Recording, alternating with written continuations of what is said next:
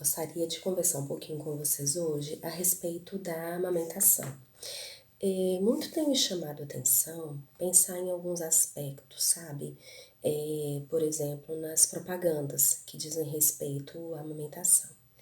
A grande maioria, se não falarmos da própria totalidade delas, tem um parecer assim bem apelativo para sentimentos e as necessidades e instintos maternais das mulheres.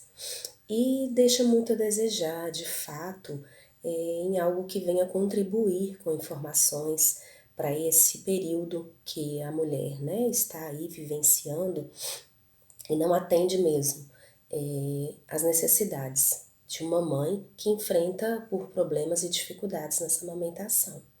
Mas se a gente parar para pensar, nesse contexto da amamentação, muito já se viveu de problemas, até chegarmos, né, onde nós estamos hoje e pararmos para pensar de onde vêm essas dificuldades, né? Como que isso aconteceu? Como era antigamente? Se pararmos para pensar um pouquinho na história do século XVII, começou a ter um movimento das amas de leite, né? Porque nesse passado o que nós temos de informação pelas nossas bases históricas era que essas mulheres não amamentavam, essas mulheres burguesas, todas elas tinham uma ama de leite. E é curioso pensar por que elas não amamentavam. Essas mulheres repugnavam o ato de amamentar, porque era considerado algo das classes menos favorecidas, porque aquelas mulheres, né, que não tinham condições de ter uma ama de leite, eram as mulheres consideradas pobres, elas é que amamentavam aquele período. Só que começou a ter um movimento e essas amas, que eram consideradas nutrizes, ou seja, capazes de dar leite, elas começou a ficar muito cara naquele mercado. E aí, dentro desse cenário de amas de leites mercenárias, começou a manter as crianças sem esse aleitamento. E começou a ter uma grande incidência de mortalidade infantil, não materna, mortalidade infantil. Foi onde começou a ter alguns investimentos para chamar a atenção que essas crianças deveriam ser criadas dentro de um seio familiar e que o aleitamento materno era crucial para que ela sobrevivesse e se tornasse um adulto. Então, existem para tudo, gente, grandes questões culturais que nós devemos levar em consideração, né? Será que é simples a gente dizer que hoje o aleitamento materno, o desmame precoce, ele é muito, digamos que uma forma abrupta? Por que que ele acontece? É simplesmente porque essas mulheres não conseguem amamentar? Então, existe uma história muito longa por detrás e ela perpassa por aspectos culturais, por aspectos históricos e é algo muito mutável, como vocês podem ver, né? O aleitamento tem essas discussões há muitos anos. E por que que até hoje, né, nós estamos em 2019, até hoje se discute por que do desmame tão precoce? Por que que a incidência é de amamentar em torno de 45, 60 dias e já está abandonando? O que que de fato está precisando para que essas mulheres tenham uma consciência de que esse leite é importante, de que essa fase é importante? Mas não adianta eu ficar aqui falando dessa importância se nós não fizermos um recorte de onde essa mulher está inserida, no modelo de contexto familiar, né, hoje que nós temos atual. Então, antes de mais nada, é pensar que a amamentação é um comportamento social mutável, sim, né? Ela está mudando, já mudou muito, tem muito a mudar, como no período das burguesas, que elas repugnavam o fato de ter que pôr a mama para fora e dar de amamentar, porque isso era para classes menos favorecidas. Quantas de nós hoje em dia, eu me incluo nisso, né, que não passou por alguma situação de se sentir desconfortável, eu não digo vergonha até, mas de se sentir desconfortável e colocar o peito para fora para amamentar em um lugar totalmente aberto, ou durante uma festa, ou numa roda de amigos.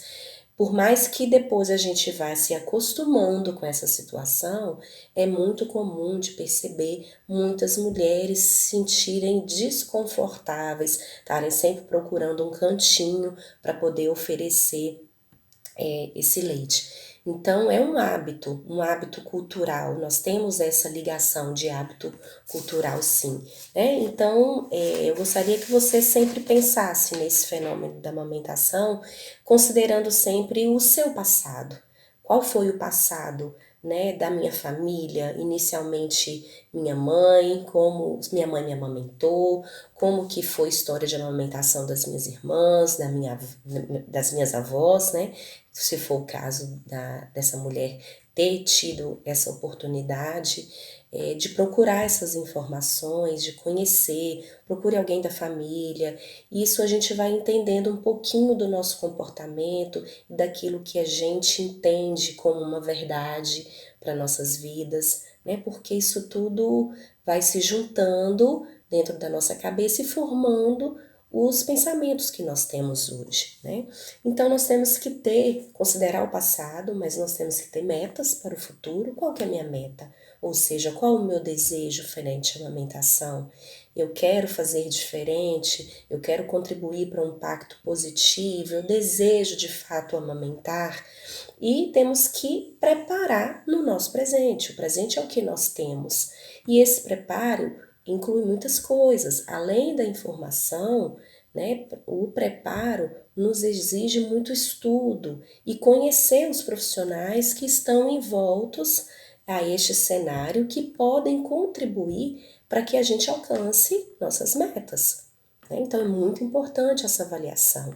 E, infelizmente, não é só no nosso cenário aqui, em Recorte, em Valadares, mas nós temos outras localidades também, que existem muitos, na verdade não muitos, existem poucos profissionais que estão engajados realmente na causa do aleitamento materno. Não digo aleitamento exclusivo, no momento eu estou focando com vocês o aleitamento, seja ele exclusivo ou não. Nós temos poucos profissionais de fato engajados, né, dentro desta linha, né, de raciocínio.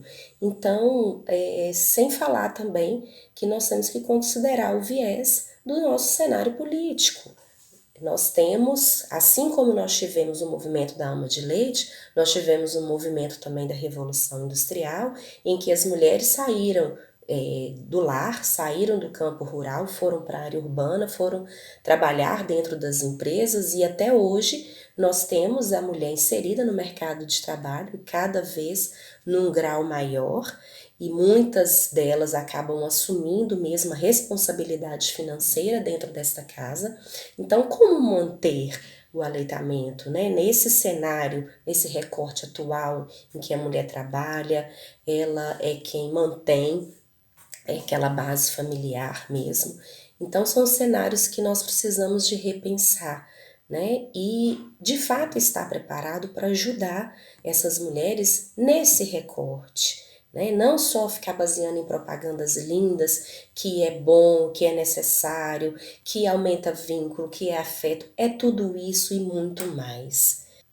Então, hoje a minha missão era essa, de vir aqui trazer para vocês essa reflexão, né, que onde nós estamos buscando ajuda para poder estabelecer o que é a nossa meta para o futuro.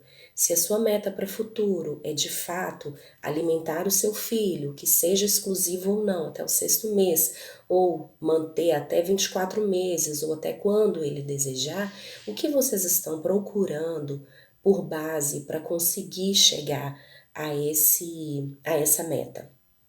É uma grande reflexão, porque só falar que deseja e não ter ações no seu presente, isso pode nos custar caro, não é verdade? E lembrando também, né, que paralelo a tudo isso, existe um grande movimento de interesses econômicos. E é lógico que essa indústria alimentícia, ela vai fazer N propagandas, convidando vocês a experimentarem esse leite que tem composto disso, disso, disso e disso.